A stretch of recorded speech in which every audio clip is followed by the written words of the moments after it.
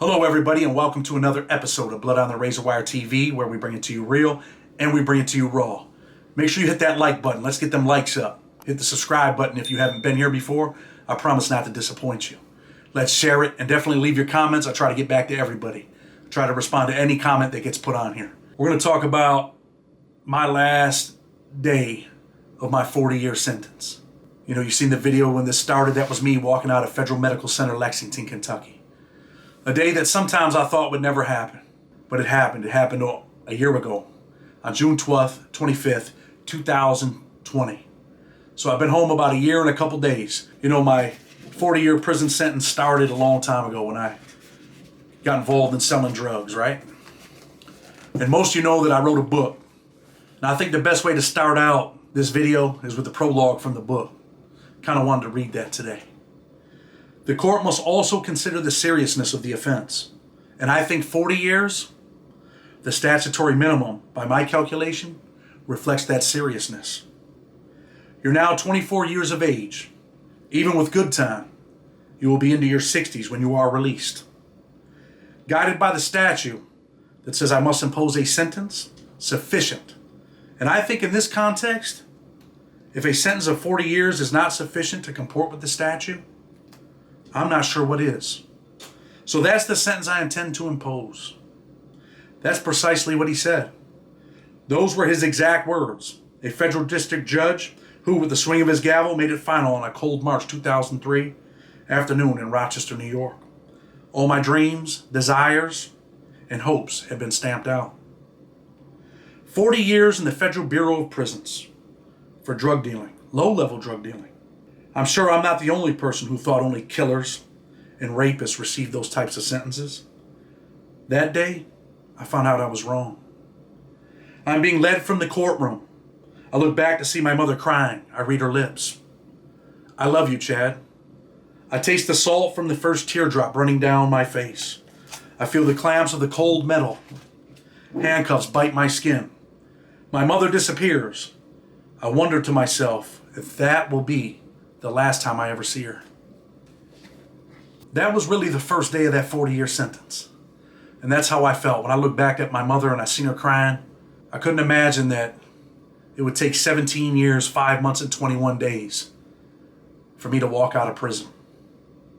I was sentenced to 40 years. And you would think, God, 40 years, I'm going to be in my 60s. But that didn't happen. As most of you know, Donald Trump had passed that First Step Act. I talked about this a few times. But we ended up filing a compassionate release motion. I actually wrote the argument and filed it pro se. Ended up getting a lawyer eventually. And the judge granted my motion. He granted my motion. And on June 5th, 2020, I was on my way out of prison. I had went to the R&D room.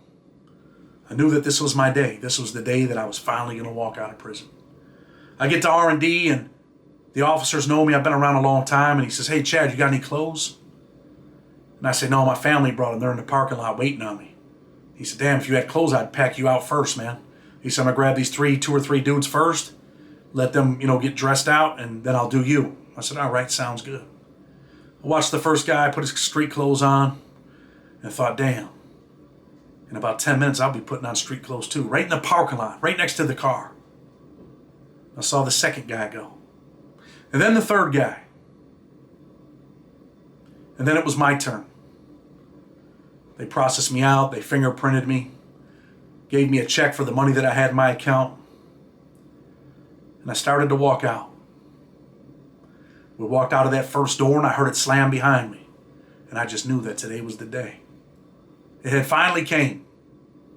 All the legal fighting, all the arguing, all the back and forth to court, all the restless nights and hopeless nights, it was finally here.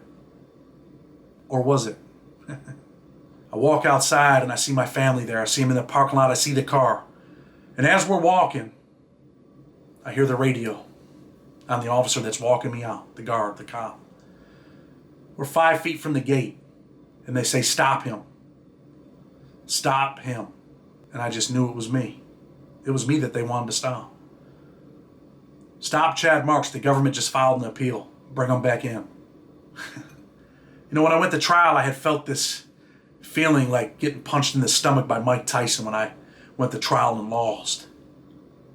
And then when I got sentenced, I felt that same feeling. And this was the third time, third striking you're out, I felt it. I felt it all over again. I hadn't had that feeling in 15 years. And here it was all over again. They turned me around, they put me back in the prison. They let me call my family, they're crying, they're upset. I call my lawyer, and they say, look, the government filed an appeal. We're going to file an interlocutory appeal. We're going to try to, get this fixed. But pretty much, Chad, you're going to be sitting in jail until the appeals court decides this. Could be another year. And hopefully we win. If we don't, you go back to doing that 40-year sentence. So my mind was set. This was it. It was all over with. They filed an appeal. They stopped me at the last minute. They appealed my judge's decision to the Court of Appeals, a 3-judge panel. I was sick, to say the least.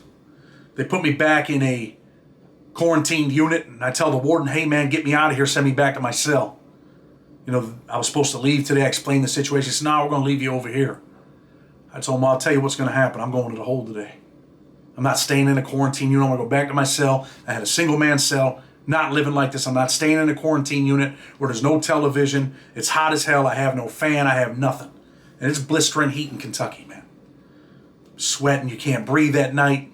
It's horrible. So I pretty much tell the warden, man, I'm about to jump on a couple of these child molesters in here, man. And you go ahead and put me in a hole and then get me transferred back to the penitentiary. Or to an FCI, whatever you want to do.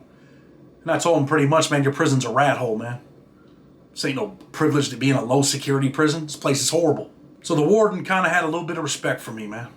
He let me go back to my unit. I get back to my unit, and they had moved a chomo in my single cell. So they put me in his 2-man cell.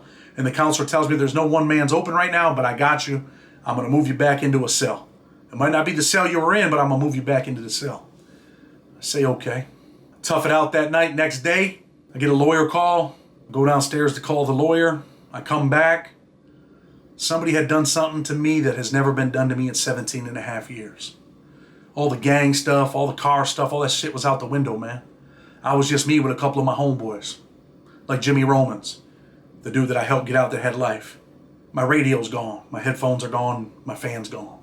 There's a pandemic going on. Everybody's smoking dope. They're stealing people's stuff.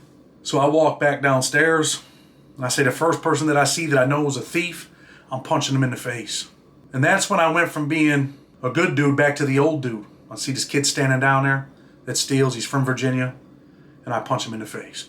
Boom! I hit him. He acts like he wants to put his hands up. And I tell him, I'm going to tell you what I'm going to do. I got another phone call to another lawyer in New York City that I'm about to call. I said, I got a legal call right now. I said, when I come out, if my stuff ain't back in my room, I don't care what car you're in. I don't care what gang you're in. And this was all by the phones. Not that I'm trying to come across as a tough guy, but at this moment, I didn't care about anything else. I thought this was it. My chance at freedom was gone. I was going to lose the appeal. I really felt that at the moment. So I don't care what gang you're in. I don't care what car you're in. I'm popping off. It's going to be something. We're going to do something. I go make the phone call. I come out. Go back to my room. The Muslims approach me. Hey, bro, we got your stuff back, man. Chad, you're a good dude. You help a lot of people get out of jail, man. We really appreciate you. Look, man, we're sorry about what happened. We're going to fix it. Here's your stuff. We got it back. We found out who stole it. You're not supposed to sneak thief in prison, but at these low security prisons, these dudes are smoking K2, they're stealing everything. Usually they know who to violate and who not. They tell me, the Muslims tell me, look, dude didn't know it was you. He thought the chomo was still living in there. He didn't know that he had got moved out. I said, all right, cool. So I tell Jimmy Romans, I say, yo, bro, I'm tired of these dudes stealing. I don't care about being in this jail. I'm about to do something, man. So I go take this metal pole. It's about this long. I take it off the shower. It's heavy. I go in these 2 kids' rooms that I know steal, 2 white dudes. They're laying in their beds geeked out. And I take the pole and smash everything. Right off of their window. They jump out, they jump up, run out the room. What's going on, Chad? They start running down the hill. Around the unit. I chase them. Hit one of the dudes with the pole in the leg. He ends up getting away. I see another dude that's been stealing. And again, man, I became the dude that I used to be. I was so upset that all these people were being taken advantage of, some good dudes. And it was all the white dudes. All the white dudes were getting their stuff stolen. So what do? I see the other dude, I spit in his face. He's like, man, what did I do, Chad? And I slap him. He turns around like a girl. This is a grown man in prison, a felon. Just let me slap him and he don't do nothing back. And I kicked him in the ass. Then I went to this dude from Alabama. And there's usually, an unwritten rule that, white dudes don't put their hands on black dudes don't put your hands on white dudes. Same thing, Hispanics and whites and blacks, because it can create a big thing. So I see the dude from Alabama that all these dudes are scared of, man. And I hit him in the chest. And anybody that was at Lexington with me and you were in Bluegrass Unit, comment on it, because you know that this shit really happened, man. And I hit the dude in the chest. Told him, yo, man, my shit's off limits, homeboy. You understand me? This is a big dude, too. I'm not really a little dude. I'm kind of got a little size on me. But I thought when I get with this dude, we're going to get it. We're going to start working in here. And I'm at the point where I don't care. Jimmy's holding me down. Jimmy's got the door. A couple of the Muslims got the door. And the dude does what most soft, fake-ass tough guys do. He starts to apologize to me and tell me that he didn't steal my stuff. And I could tell in his voice, and this is what you'll know, when you get around someone that's scared, this is what they'll do. They'll talk like this. Chad, man, I didn't do it, man, I swear. He couldn't talk. He was shaky. I had pulled his card. I had taken his confidence. This big dude that thought he was tough, that was running around stealing everybody's shit, he couldn't talk. And the truth is, him and the dude that I spit on were probably the dudes that stole my property. So I got my stuff back. We left it at that. 3 weeks later, I believe it was on June 24th, 2021, the appeals court hears my appeal as far as keeping me in jail until the appeal is done. They disagree with the one judge that decided he should keep me in jail while the appeal was pending. A Republican appointed judge that probably had no compassion, didn't want to recognize the law, didn't want to believe that Donald Trump had passed a law that allowed federal judges to be federal judges again, because in federal court, judges don't have the authority no more. They got to go by guidelines and all this other nonsense. And our argument was my judge had the authority to reduce my sentence. But this appellate judge, he decided that judges shouldn't be able to do that. Well, 3 judges overruled him, and they ordered my immediate release. It was late in the evening. I called my family, said, look, they're going to release me first thing in the morning. You got to be here. So my family was on their way immediately. And I sat in my cell that night. I talked to my boy Jimmy Romans, Jimmy Thompson. I told him, damn, bro. 3 weeks ago, I could have blew this, man. 3 weeks ago, I wasn't thinking rationally when I got denied. I was like a little kid that gave up. Like a little kid that got angry. I could have blew this opportunity. I could have really maybe never seen my mother's face again because I wanted to be a tough guy that day. But you know what? Sometimes you have to do things you don't want to do in prison. I thought it was time that someone scared these dudes, man. That someone disrespected them the same way that they disrespected everybody else. They pick and choose who they steal from, but they stole from the wrong person that day. But I'm grateful that my day had come. And that night, I told them guys, 11 o'clock that night, I was going to bed. I was overtired. I just wanted to get out, man. I just wanted to get out of prison. I couldn't wait. And I was restless all night. 3, 4 in the morning, I'm checking the clock. I remember rubbing my hands together and saying, this is it, man. I'm walking out of here. I'm getting out of prison. This is it. Never again. And then the morning came. I was supposed to be released at 9 in the morning. And they didn't release me. 10 o'clock came. I went and told the case manager, hey, what's going on? Mr. Mitchell. The same guy that didn't do the paperwork for my homeboy Bubby for compassionate release under the CARES Act about a month ago. And Bubby just died a week ago, man. I'm going to talk about Bubby and people dying in prison. Tupac Shakur's father, I know him personally. We're going to talk about him. I was in the prison with him. But anyway, Mr. Mitchell tells me that there's something wrong with the paperwork. I said, oh no.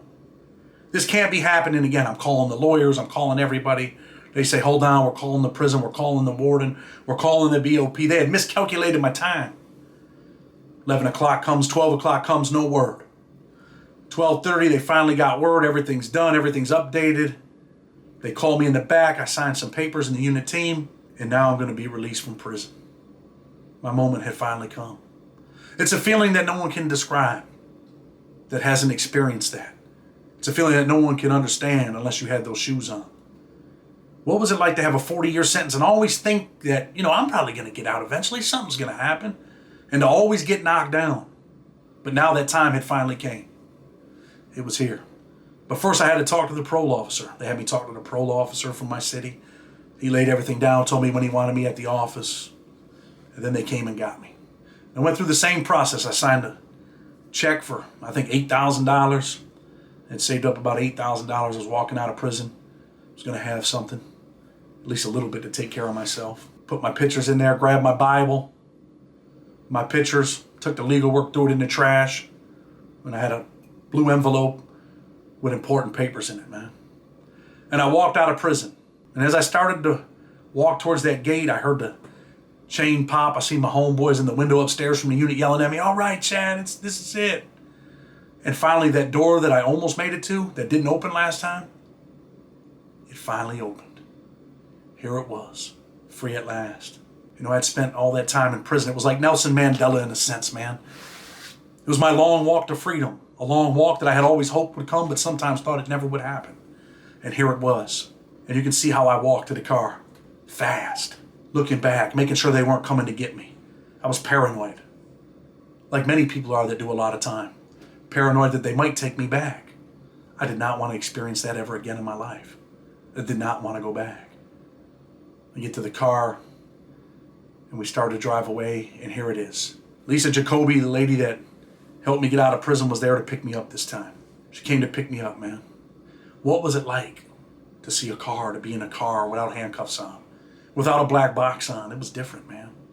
To see the world and see buildings, I was just shocked. I was in awe.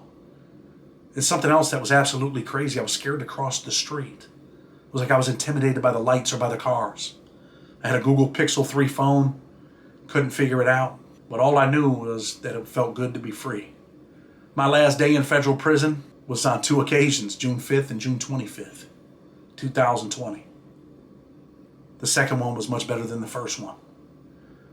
And as I looked around at the world and I seen grass and I seen trees and I seen animals, I said, there's nothing worth ever losing my freedom over ever again. There's no amount of money in the world, no nothing, man. No girls, no clothes, no issues to ever blow that ever again. And that's what's real, man. That's what's real and that's what's raw. What's real is that when they give you a 40-year sentence and you taste the salt of that first teardrop running down your face and you look back at your mother and you wonder if you'll ever see her again, that's real. That's raw emotions right there, man. That's what it is, man. A lot of people want, banging ass prison content. Well, I'll tell you what, I lived it, man. 18 years. You want banging ass prison content? My stories are real. I really lived that life. I really experienced that life. Some people haven't, but I have. And we got a real mission. But I can't wait for the mission to materialize so you guys can see it. I can't wait for you to see me talking in a classroom with Cedric Dean, my partner in North Carolina. I want you to see how we work the crown. I want you to see how we change lives. Because that's what this is about. This ain't about a $500, $800, $2,500 check from YouTube. It's nonsense. To me, it's petty money. This is about saving lives. This is about you that is watching this video right now, changing your direction, man. Because you don't want to taste that salt on that first teardrop running down your cheek when the judge tells you 25 to life for a murder. Or when they tell you 40 years for a nonviolent drug offense. Or when they sentence you to life. Like my boy Marcus Snow, servant, he was sentenced to life from my city at the age of 25. I just did his case, his clemency petition. I did it for free. 25 years old, sentenced to life. First prison, Big Sandy. He had some things happen to him over there, man, that, I might discuss on a later video. He was humiliated, man. He was mistreated. This big dude, gangster, and something happened, man, he didn't fight back. You want to be that guy? You want to be in Big Sandy with real gangsters, or USP Pollock, or USP Lee, or USP Victorville, or USP Hazleton, or USP McCrary? That's where things are jumping off at, man. Those are real prisons. I think this little Candyland state prisons these dudes been in. California's a tough state prison. New York's tough. Illinois. But some of these other Candyland prisons that dude's been in, these are real prisons, man. These ain't low security prisons. These are prisons where people are dying. These are prisons where people are killing each other. These are prisons where people can't seem to come together, man, for one good cause. Instead, they're against each other. They have forgotten the concept that together we'll conquer as one will fail. So instead, they kill each other. They steal from each other. Instead of working together to get out of prison. You want to be in that environment? That's what's real. That's what's wrong. Blood on the Razor Wire TV. Hit the subscribe button. Go ahead and get you a copy of the book. You want a signed copy? freedomfighterspc@gmail.com. We'll be responding tomorrow to anybody that sent emails within the last 4 or 5 days. Until tomorrow, Blood on the Razor Wire TV, I'm out.